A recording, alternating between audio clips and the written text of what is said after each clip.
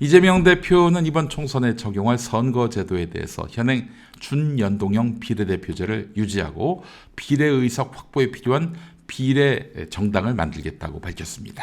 연합정당을 이제 만들겠다 이런 얘기를 한 건데, 그러면은 현행 제도로 간다는 거니까 뭐 법을 개정할 일이 없겠네요. 이 선거제도 개편은 그 입법사항이거든요. 뭐 헌법 개정사항은 아니에요. 그냥 가면 됩니다. 이대로 가면 돼요. 제가 명분과 실리를 다 잡았다라고 이야기하는 이유는 오늘 조중동의 반응을 보고 직감한 것입니다. 오늘 조중동이 난리가 났습니다. 이재명 대표를 비난하는데 그렇다면은 이 대표가 올바른 선택을 했구나라고 판단하는 것이 사실은 합리적입니다. 자, 오늘 조선일보, 중앙일보, 동아일보가 이 대표를 원칙을 저버린, 평소 소신을 저버린 그런 또 정치적 이익만을 추구하는 그런 비겁한 선택을 했다라고 몰아세우고 있습니다. 사실 조중동이 어떤 이상적인 정치 이념을 추구하는 집단은 아니잖아요. 오로지 우리 사회 기득권 세력의 이익을 대변하는 그런 언론 빙자 조폭들 아니겠습니까? 이런 조중동이 65일 남은 총선에서 발끈하고 있단 말이에요. 선거제도 관련해서 준연동형 비례대표제를 유지하겠다라는 이재명 대표 발언이 나오니까. 그러니까 지금 이재명 대표의 어제 결정은 자기들에게 별로 유리하지 않다라고 판단한 게 아닌가 하는 생각이 듭니다. 우리 막가는 특파원님, 조중동 보면 알지요, 이런 말씀하셨습니다. 조선일보 사설을 한번 읽어보겠습니다. 이재명 대표에 대한 악담으로 가득합니다. 이재명 대표도 지난 대선 위성정당을 만들지 않겠다고 공약했다. 이 대표는 이 공약도 어겼다. 아니, 위성정당이라고 하면은 이제 이런 거 아닙니까? 사실상 같은 당인데 비례 대표를 얻기 위해서 별도의 당을 만드는 거 아니에요? 근데 지금 이 대표가 하겠다는 것은 연합정당을 만들겠다는 거 아니에요? 뜻을 같이 하는 진보 세력이 기득권을 내려놓고 이걸 위성정당이라고 말하는 건 좀 과도하지요. 자, 계속 읽어보겠습니다. 이 대표는 평소 정의로운 말을 하다가도 막상 자기 일로 닥치면 바뀐다. 불체포 특권 포기를 2번이나 약속했지만 자신이 구속당할 처지가 되자 뒤집었다. 이 불체포 특권 포기? 아니 결국에는 구속영장 실질심사 받았잖아요. 그리고 불체포 특권? 아니 왜 회기 중에 구속영장 치고 그렇게 해서 국회에다 체포 동의안 보냈잖아요. 불체포 특권을 포기할 수가 있나? 그게 가능한가요? 불체포 특권을? 그러니까 이거 안 했다는 거죠. 이재명 대표가 여러분 나 그냥 저 실질심사 받을 테니까 저기 그냥 저희 다 가결표를 던져주세요 라고 얘기를 하지 않아서 불체포 특권을 포기하지 않은 걸로 봐야 되는 거예요. 그럼 이 대표는 위성정당을 경기지사 때는 반대했지만 당대표가 되니까 다시 만들겠다고 한다. 다시 이야기하지만 그 이 대표가 하겠다는 건 위성정당은 아닙니다. 이런 식으로 오늘 또 위성정당을 만든다는 식으로 자기한테 불리하면 항상 말을 바꾼다는 식으로 이렇게 트집을 잡았습니다. 그만큼 이 대표의 이런 선택이 자기들한테 대단히 불편했다 이런 얘기 아니겠습니까? 며칠 전만 해도 이제 병리평으로 기우는 것 같았던 이재명 대표 왜 이렇게 입장을 바꿨는지 궁금해하는 분들이 많이 계시더라고요. 알아보니까 국민의힘과 그렇지 않아도 권역별 병리평 비례제 협상에 들어갔어요. 다만 국민의힘이 요구하는 병리평 비례 그거는 받되 민주당이 말하자면은 몇 가지 옵션을 제기했던 것이죠. 권역별 비례대표제를 도입하자. 그래서 이중 등록이 가능하도록 하자. 이 석패 제도를 도입하자는 거죠. 지역구에서 간발의 차로 졌단 말이에요. 그런 사람들을 구제해 줄 수 있는 게 바로 석패 제도 아니겠습니까? 그래서 비례에도 등록하고 지역구도 등록할 수 있도록 이중 등록을 허용하고 또 소수 정당을 배제하지 않도록 소수 정당을 위한 의석 30% 할당 또는 권역별 최소 득표율 3%의 한 석을 우선 배정하는 방안 이런 것들을 제시했는데 그러니까 말하자면 소수 정당의 원내 진입을 가능하게 하도록 해서 국민의힘에다가 제안을 했는데 끝끝내 반대했다는 거예요. 국민의힘이 끝끝내 반대했다는 겁니다. 자, 사실 국민의힘이 하자는 대로 하면은 민주당은 좋습니다. 그렇잖아요. 양당이 나눠 먹는 거가 되는데 소수정당 사실 들어와봐야 아무 도움도 안 되는 그런 소수정당이 있는 것보다는 그냥 양당이 다 나눠 먹으면은 또 민주당의 파이가 커진단 말이에요. 민주당은 좋습니다.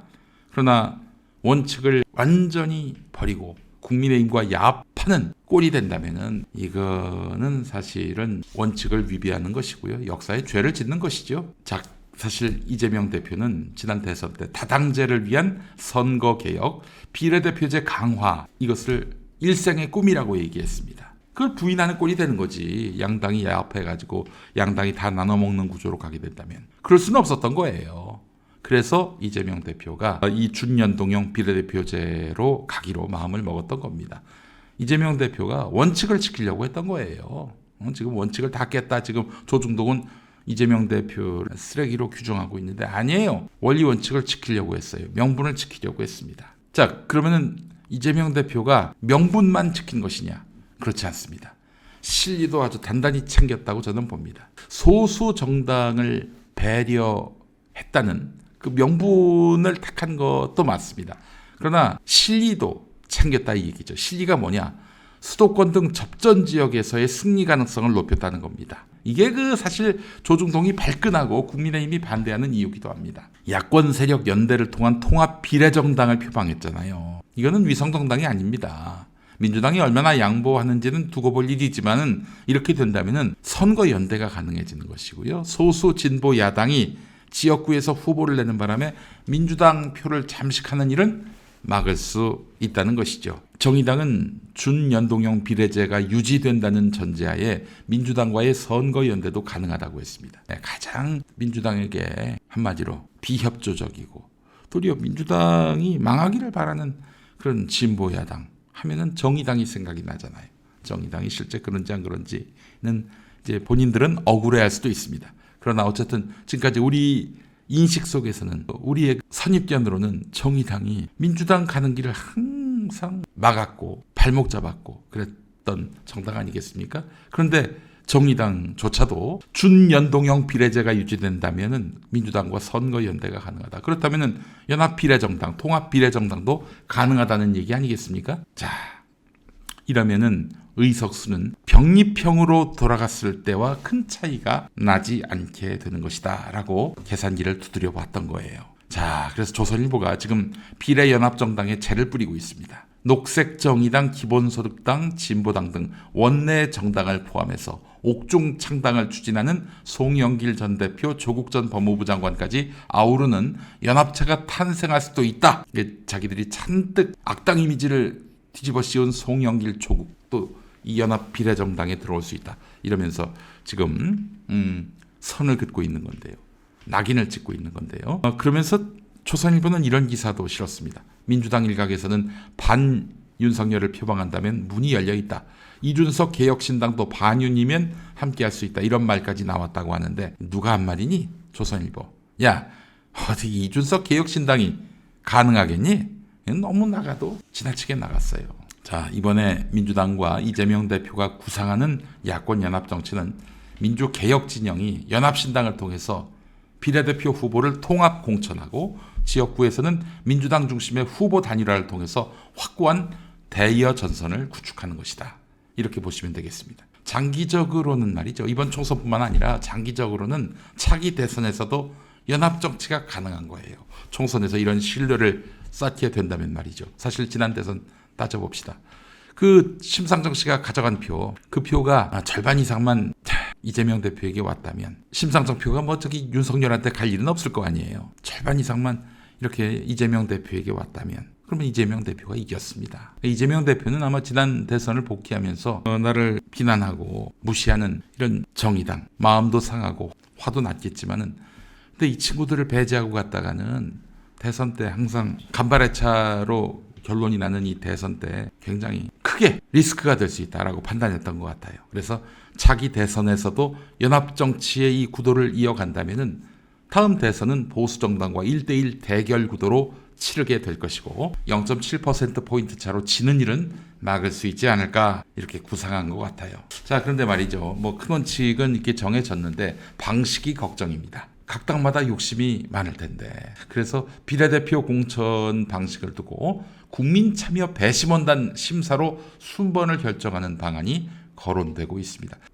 아니면 아예 선명하고 단순한 국민 공천으로 진행하는 것이 깔끔하지 않을까요? 그런 생각도 듭니다. 예. 그런 의미에서 이런 아이디어, 우리 다수의 민주시민들이 의사를 밝혀서 이것이 반영되는 비례대표 공천 방식을 택하는 것이 어떨지, 비례대표 공천을 어떻게 할 것인가, 이 방식을 놓고는 논란이 또 여러 가지 과제가 남아있긴 하지만은, 그러나 국민들에게 뜻을 묻는다라는 대원칙 속에서 민주당이 논의를 주도해 나간다면은 저는 길이 열리지 않겠는가 하는 생각이 듭니다. 시간이 얼마 안 남은 것도 실은 굉장히 구도가 나쁘지 않다는 거죠. 서둘러서 어떻게든 결정을 해야, 후보를 내야 총선에 임할 수 있는 거 아니겠습니까?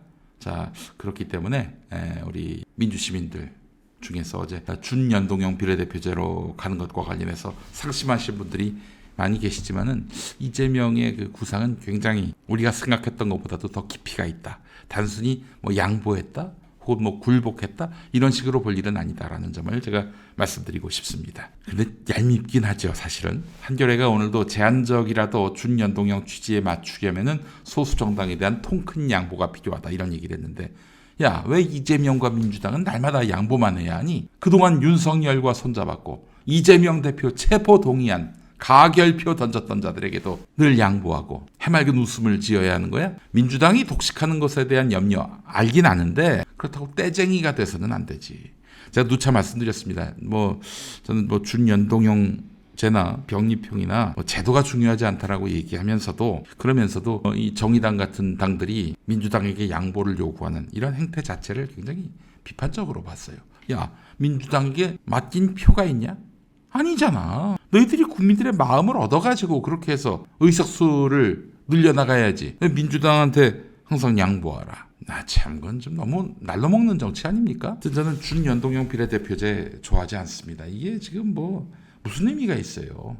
저는 사실 가장 이상적인 그 총선 선거제도가 300명 국회의원들 있죠.